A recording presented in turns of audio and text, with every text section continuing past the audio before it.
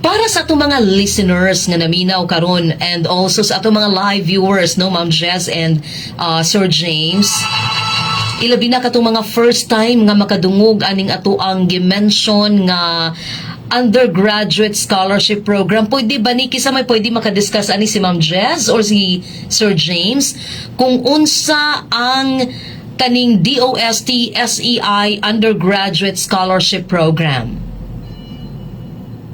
Once again, may hapon sa Yes, si Ma'am Jess. Ining DOST at SEI Undergraduate Scholarship Program is paokali ang saka programa sa DOST nga para sa pagsuporta sa atong mga kabatanunan, mga estudyante, unang-una, of course, mga Pilipino din, no? Na mga estudyante nga gusto mo eskwela sa padayon sa kolehiyo nga mo pursue, mo kuha sa kurso nga science and technology nga mga courses.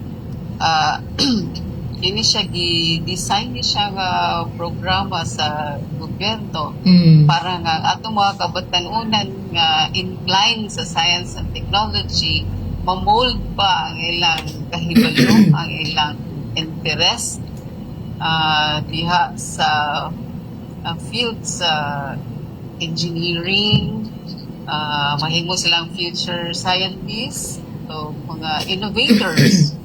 So, kinaagi ning scholarship program sa DOST nga maugay muhatag kanila sa usa ka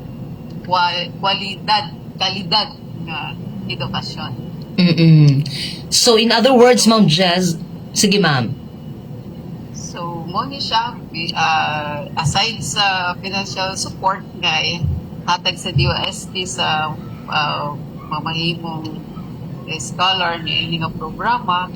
So, ang sa pagka tinguha ni nga programa sa gobyerno is maka-contribute yun ang mga batanon nga natabangan ni nga field sa science and technology.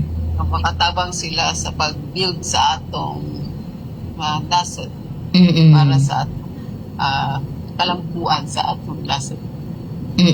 Sure. So in other words, Ma'am Jess, wala na gyud excuse or wala nay rason pa nga ang atong mga kabataan dili mo padayon og eskwela tungod kay walay kwarta. Kay ang DOST mo hatag magkwarta para mo eskwela ka. No? Correct.